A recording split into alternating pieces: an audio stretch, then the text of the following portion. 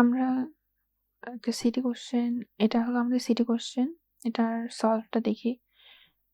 প্রথম কোয়েশ্চেনে যেটা বলছে যে suppose football class has member variables radius and weight. ২টা মেম্বার ভ্যারিয়েবল থাকবে, রেডিয়াস আর ওয়েট। আর ক্লাসে একটা ডিসপ্লে ফাংশন থাকবে যেটা মাস্ট থাকতেই হবে। তারপরে বলছে ফুটবল কালার, যে ক্লাসটা এটার একটা ভ্যারিয়েবল হলো কালার, আর এইটা এই ফুটবল ক্লাসের সবগুলো প্রপার্টিজকে ইনহেরিট করবে। আর এটা ওভাররাইড করবে যে ডিসপ্লে ফাংশনটা ফুটবলে ছিল সেটা। আর এটা হলো যে চাইল্ড ক্লাসে ওভাররাইড করতে হবে, মানে ফুটবল কালার এই ক্লাসের মধ্যে এটাকে ওভাররাইড করতে হবে। তারপর implement the code using super keyword to print all the information using child classes object in such a way that achieves dynamic method dispatch. Mainly এখানে যেটা বলছে যে আমার ফুটবল একটা মেইন ক্লাস থাকবে যেটার আন্ডারে 2টা ভ্যারিয়েবল থাকবে, রেডিয়াস আর ওয়েট। আর একটা ডিসপ্লে ফাংশন থাকবে। আর একটা ক্লাস ফুটবল কালার, যেটার একটা ভ্যারিয়েবল হলো কালার। আর এইটা ফুটবল ক্লাসকে ইনহেরিট করবে আর ডিসপ্লে ফাংশনটাকে ওভাররাইড করবে। আর এইটা এই কোডের মধ্যে সুপার কিওয়ার্ড ইউজ করতে হবে। আর ডাইনামিক মেথড ডিসপ্যাচ এটাকে দেখাতে হবে। আচ্ছা, আমি হলো যদি কোডটা এখানে এক্সপ্লেন করি যে আমি এখানে কি করছি। কোয়েশ্চেনটা আমি এখানে টেক্সট আকারে লিখছি যাতে আর একটু ক্লিয়ারলি বোঝা যায়। আচ্ছা, এখানে হলো প্রথমে আমাকে ফুটবল ক্লাসের কথা বলছে। তাহলে আমি এই যে ফুটবল ক্লাস নিলাম আর 2টা ভ্যারিয়েবল নিলাম। এখানে আমি ডাবল রাখছি ক্যালকুলেশনের সুবিধার জন্য, রেডিয়াস আর ওয়েট। তো এই দুইটাকে আমি হলো কনস্ট্রাক্টর দিয়ে ইনিশিয়ালাইজ করব। যেহেতু আমি এখানে রেডিয়াসই রাখতেছি মানে ভেতরে, তাই আমি এখানে দিস ইউজ করব। This dot radius equal to radius, ওই কনস্ট্রাক্টর দিয়ে ইনিশিয়ালাইজ করলাম। আর হলো ডিসপ্লে যে ফাংশনকে রাখার কথা বলা হয়েছে সেটা আমি রাখছি। ডিসপ্লের মধ্যে আমি রেডিয়াস আর ওয়েটকে প্রিন্ট করে দেখাচ্ছি। তারপরে হলো আমাকে বলছে ফুটবল কালার ক্লাসের কথা। ওখানে হলো যে বলছে ভেরিয়েবল হবে কালার আর এটা ফুটবলকে ইনহেরিট করবে। তাহলে আমি এটাকে দেখাবো ক্লাস ফুটবল কালার এক্সটেন্স ফুটবল।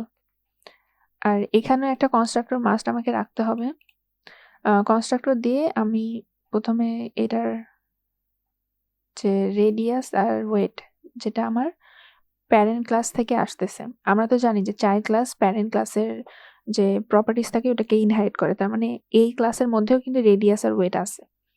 তো এজন্য আমি কনস্ট্রাক্টরের মধ্যে রেডিয়াস আর ওয়েটটাকে নিচ্ছি, আর সাথে এক্সট্রা যে কালার এখানে নিছি এই কালারটাও এখানে অ্যাড করতেছি ইনিশিয়ালাইজ করার জন্য।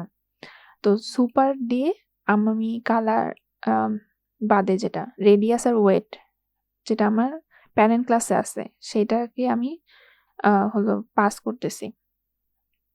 আর এখানে আমার ইনিশিয়ালাইজ হচ্ছে। তাহলে আমাকে ডাবল করে আর ইনিশিয়ালাইজ করার দরকার পড়তেছে না। আচ্ছা, তারপর হলো ভয়েড ডিসপ্লে। আমি এখানে ওভাররাইড করতেছি। ওভাররাইড মিন্স আমার কিন্তু নাম সেমই আছে কিন্তু আমার ভেতরে জিনিস কিন্তু আলাদা। এটুক পর্যন্ত সেম আছে কিন্তু আমি এক্সট্রা কিন্তু অ্যাড করছি কালার। তো যেটার কারণে এটাকে আমি বলতে পারতেছি যে এটা ওভাররাইড হয়েছে। এরপরে জাস্ট নর্মালি টাস্ক এটা তো থাকবে। এখন এখানে বলছে ডাইনামিক মেথড ডিসপ্যাচ শো করতে, যেটা আমি কিভাবে করি যে আমার প্যারেন্ট ক্লাসের একটা অবজেক্ট ক্রিয়েট করি, অবজেক্টের নাম দিই, ওই নামের মধ্যে আমি হলো এই যে চাইল্ড ক্লাসের মধ্যে ভ্যালুগুলো দিয়ে এখানে পাস করতেছি।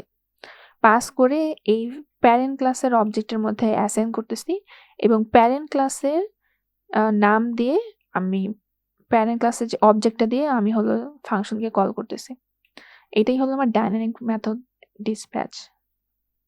এখানে আমি ডাইরেক্ট নর্মালি হলে কি করতাম যে আমি চাইল্ড ক্লাসের অবজেক্ট ক্রিয়েট করে ওটাকে হলো যে তারপরে এখানে কনস্ট্রাক্টর কল করে আমি এইটারই হলো যে চাইল্ড ক্লাসের ফাংশন বা মেথড যেটাই বলি সেটাকে কল করতাম।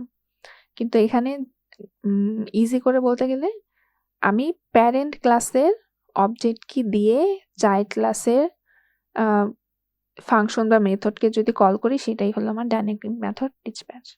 এটা হলো আমার প্রথম প্রবলেমের সলভ।